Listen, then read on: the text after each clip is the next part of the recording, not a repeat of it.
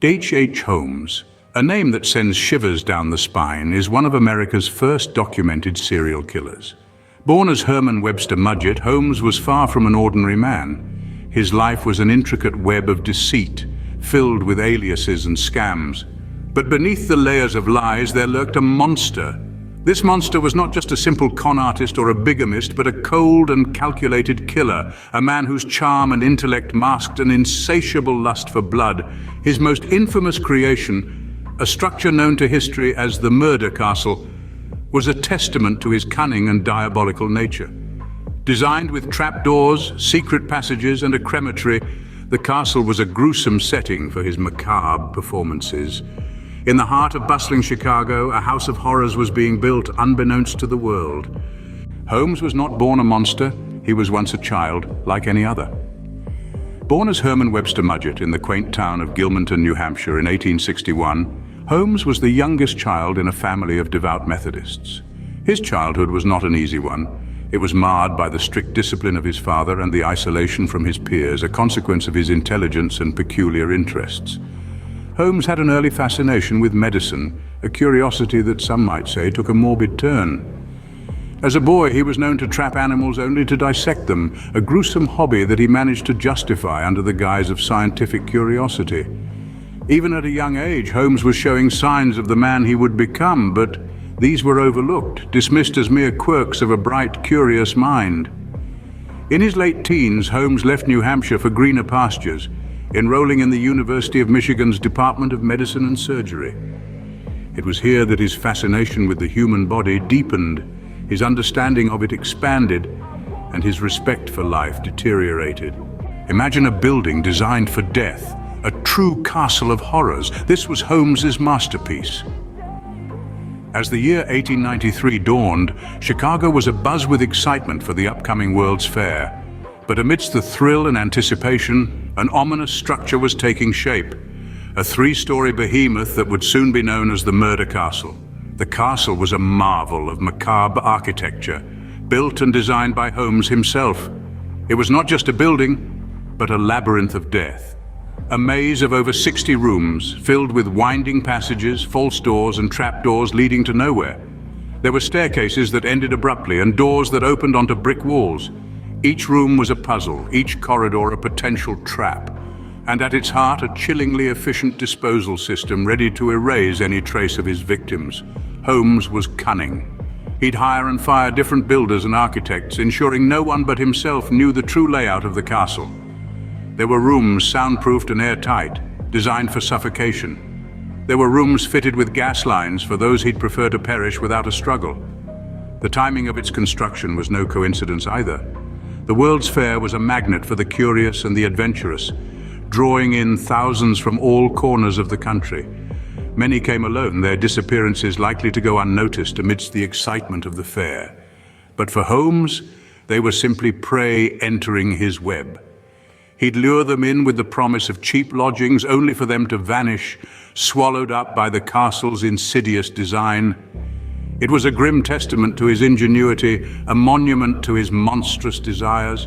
Holmes's Murder Castle was more than just a building. It was a machine, a contraption of death built with cold, calculating precision. Every nail, every plank of wood, every brick laid, each door installed, was a step towards his gruesome plan.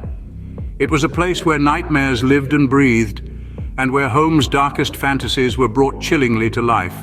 Each brick laid, each door installed was a step towards his gruesome plan. In the shadow of the World's Fair, a reign of terror began. As the fair drew crowds from far and wide, a sinister plot unfolded behind the walls of an unassuming building, later to be known infamously as the Murder Castle. H.H. Holmes, the mastermind behind the horrors, had his Murder Castle built with a chilling purpose. It was a labyrinth designed for his wicked games, filled with trapdoors, secret passages, and rooms that were soundproofed and gas-equipped. His victims, mostly young women drawn to the allure of the World's Fair, were lured into his castle with charm and promises of employment. Little did they know they were stepping into a trap from which there was no escape.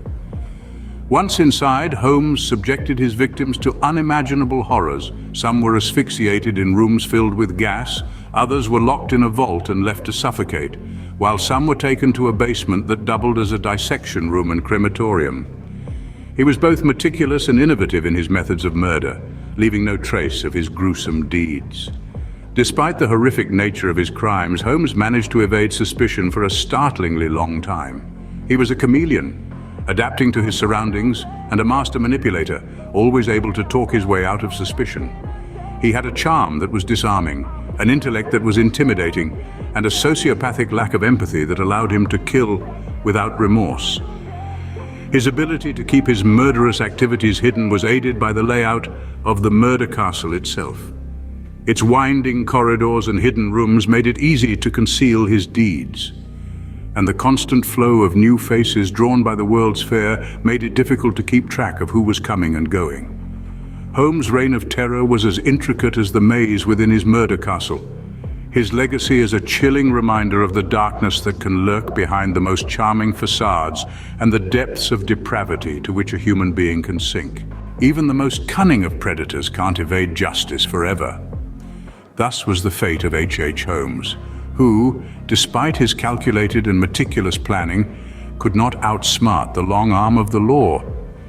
His reign of terror came to an abrupt halt in 1894 when Holmes was arrested in Boston.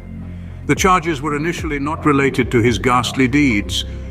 He was first arrested for horse theft in Texas, a crime he committed while on the run after the murder castle caught the attention of insurance companies due to a series of suspicious fires.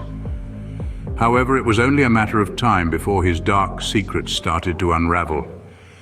As investigators delved deeper, they discovered the horrifying truth behind the charming facade of Dr. H.H. Holmes.